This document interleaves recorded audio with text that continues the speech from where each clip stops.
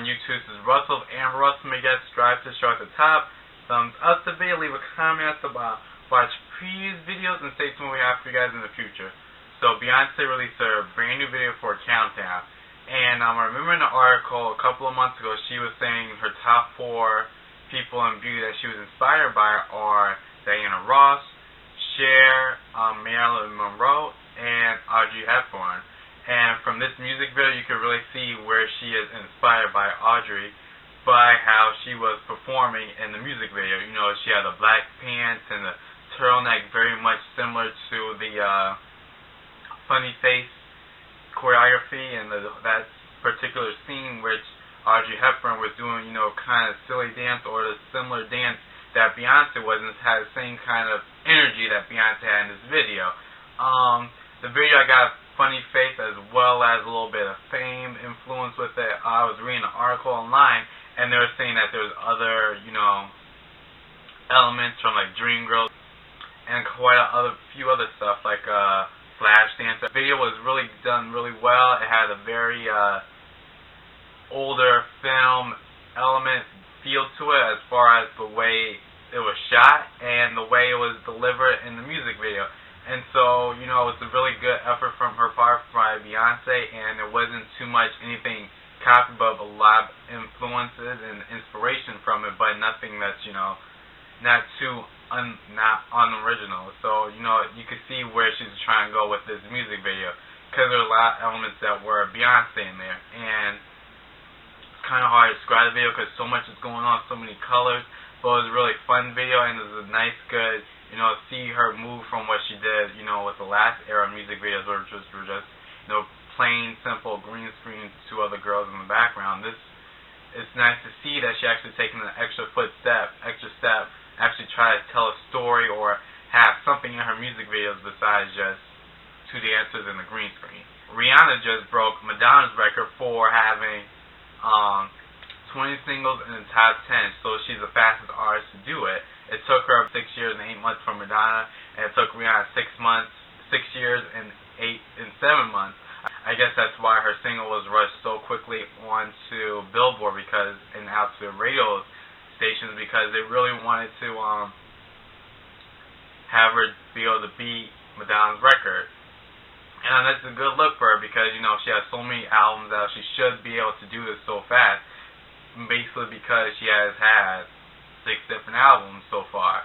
So it's not that hard to do it when you have new material constantly being thrown at your audiences and your fans.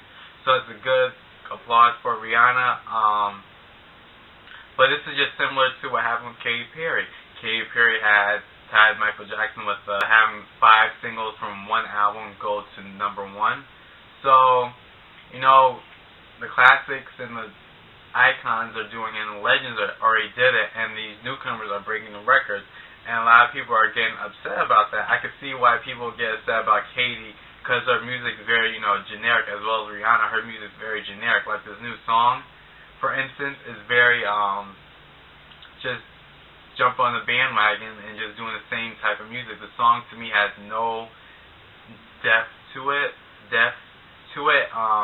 The lyrics lack words. I mean, it's like 20 words throughout the whole song that are just repeated throughout the whole song, rather. And you know, just the song itself, I don't really like it too much, but she's giving her audiences and her fans something that they want. Obviously, they like it since the song is doing so well in the charts. It's like number 10 or 9 right now on Billboard. So I can understand why people say that about them, saying that they're just generic. But also, if you look at Michael Jackson's record, he was #1 for each song that was #1 was only #1 for, I think, 1 week, whereas Katy Perry has been #1 for longer than 1 week per song.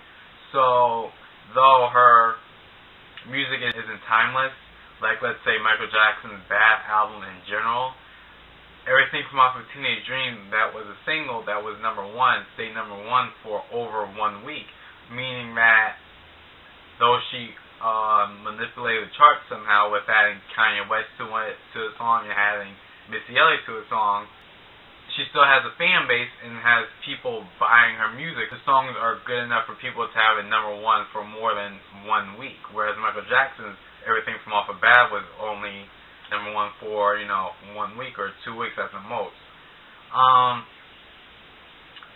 So I mean, for Rihanna, it's a good look for her that she's doing so hot in the charts, and she's trying to remain that queen of singles, and try to kick Katy Perry out the way. But I mean, Katy Perry, with this new song, I'm not sure how it's doing on the charts right now.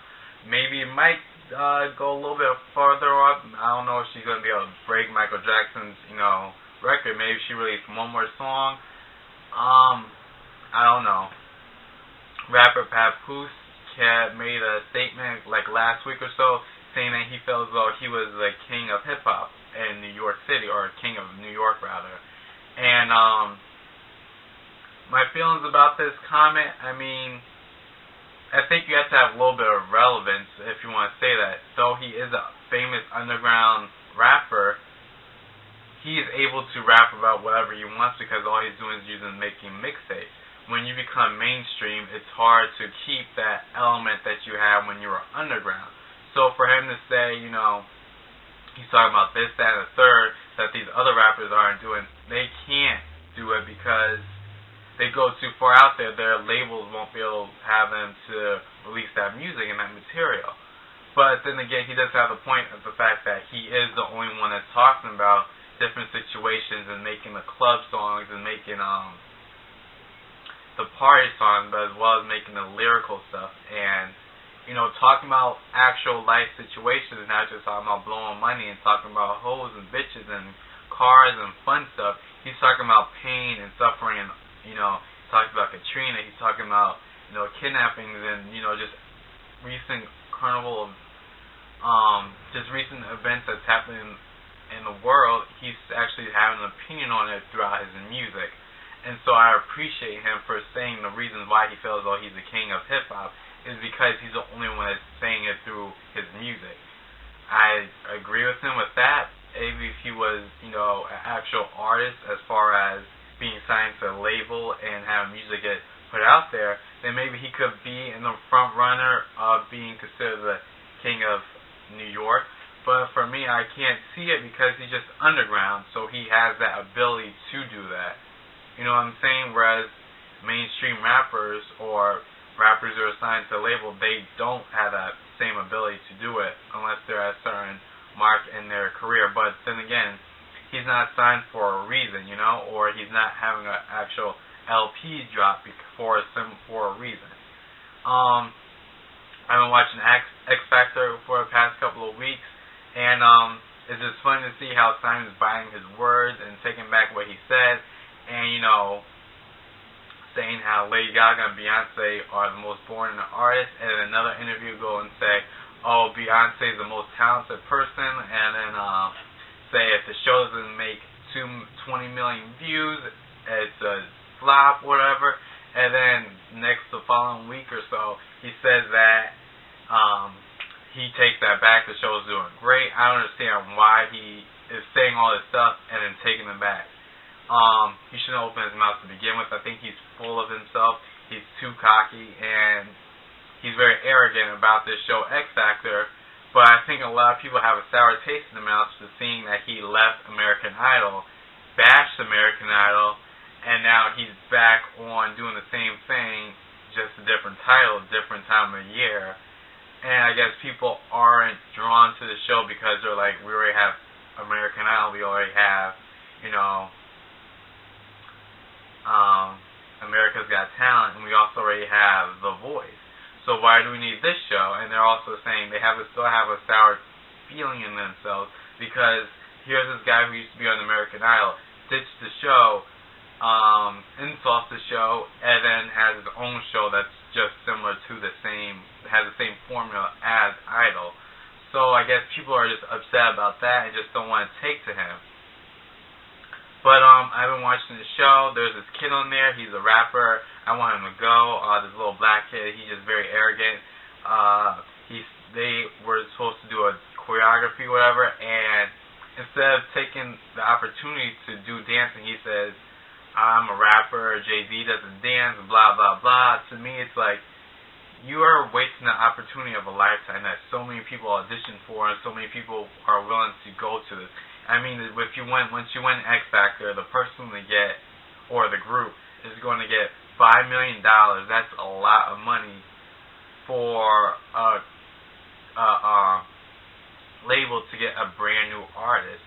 And then to get a Super Bowl commercial with Pepsi. I mean, think about all those iconic commercials that came from the Super Bowl from Pepsi. I mean, there was the Michael Jackson commercials, and then there was the Britney Spears Send Me music video commercials that were played 24/7 when I was growing up. So for this kid to go and say, I'm not going to dance, when it's right there at his fingertips, you know, and he doesn't do it, it just leaves a sour taste in my mouth. It just makes me not want him to be there. There's the girl who sung the Pussycat Dolls song when she was auditioning, and she forgot the words for the Elton John song that she was singing. I don't understand why she's there. To me, they only picked her to stay on to go to the judges' houses. It's just so that she could be somewhat like a Beyonce type, Rihanna type artist. Personally, I don't see any talent behind her. She's not that great of a singer, but she's a cheerleader. She's young, she's pretty, she's black. You know, she got this attitude, she got spunk, but she doesn't have the talent to back it all up.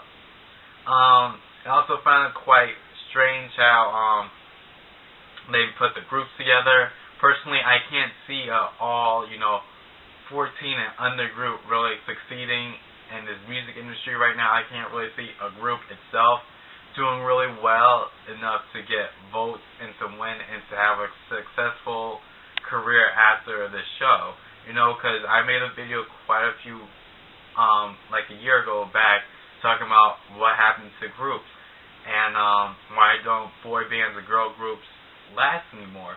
So I don't understand why they even have groups up there. I guess, maybe for whatever reason, because it's successful in other countries, they think groups are going to be successful here. And so when the judges found out who they were going to get, I was thinking that Paul was going to get the females because Janet Jackson, for instance, that's someone who she mentored and helped become an artist and become a talented person, as well as her own career. I thought Nicole was going to get the groups simply because she knows how a group works and who should be lead and who shouldn't sing or whatever. I thought L.A. was going to get the boys because, L.A. has Usher and Justin Bieber. And I thought Simon was going to get the older, the 30 and up people because he has Susan Boyle. But I guess they just decided to mix it all up, and so Nicole got 30 and up, and she's really upset about that. But I wouldn't trust Nicole with the females because she has her own career that she's trying to put out there, and so if she is saying this, that, and the third, she will probably want the least talented one to become the winner, and the least one that's going to be the least successful to be the winner because she doesn't want all that competition against her at the end of the day. I thought Paula got the groups, L.A. got the boys, which I was correct about that, and Simon got the girls. So we just have to wait and see what's going to happen with that. So the Michael Jackson tribute concert is supposed to go down, but Facebook canceled their, broadcasting of it, so I don't know how people around the world are going to watch it. I'm not too sure about it, but half his family is not, too happy about the idea. They feel as though that they're just having this concert just to make money off of it, and that's the reason why the Black Eyed Peas dropped out of it. Like stuff is not adding up, and it just seems as though this concert might just fall through. And it's kind of disappointing because I was kind of excited to see this concert. I don't know how I'm going to see it now. If it's not going to be on Facebook, it's going to be on YouTube, it's going to be on TV. I'm not too sure about that. And there's lots of controversy behind it because half his family's not going to be involved with it.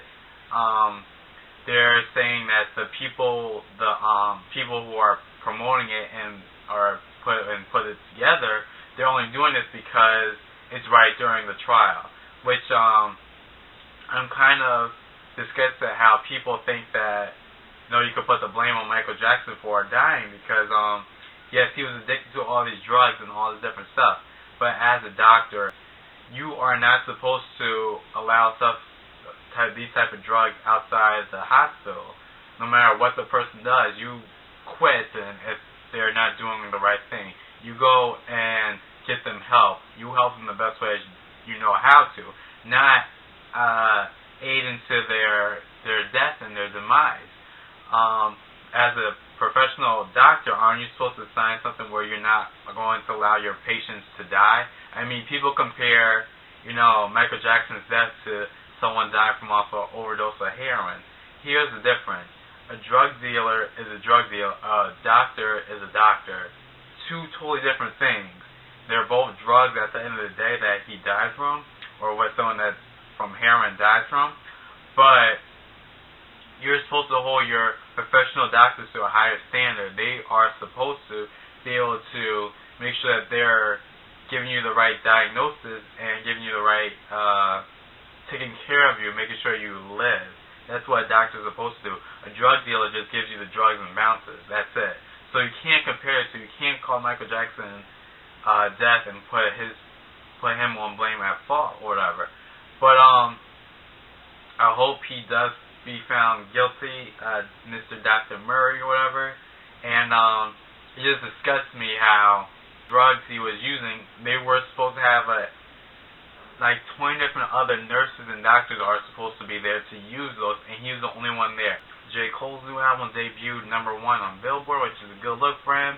And outside the U.S., I believe he sold roughly about 18,000 outside the U.S. is pretty good, since something like Lil Wayne sold 900,000 in the U.S. and he only sold 33,000 outside the U.S. in his first week. And J. Cole isn't much,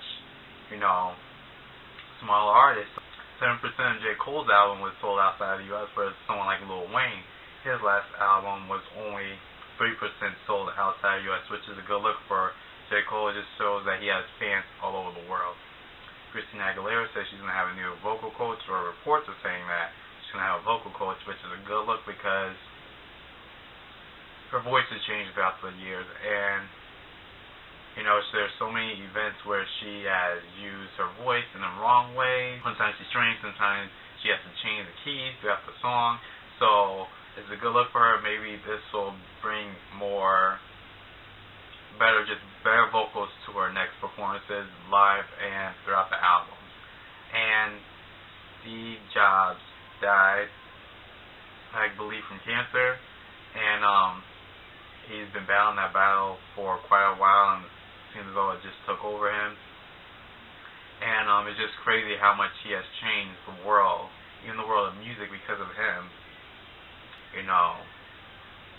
This whole iTunes thing changed music so much, and how people don't buy albums anymore, they buy downloads, and how phones and laptops and computers, he just changed the world of music and technology so much. He's going to be a really great loss, but he's an icon as far as technology goes, and he'll go down in history for what he did to the industry of technology and music and everybody's daily lives. So this is Russell, AmbeRussell. Subscribe to the show at the top, thumbs up the video, leave a comment at the bottom, watch previous videos, and stay tuned for you guys in the future.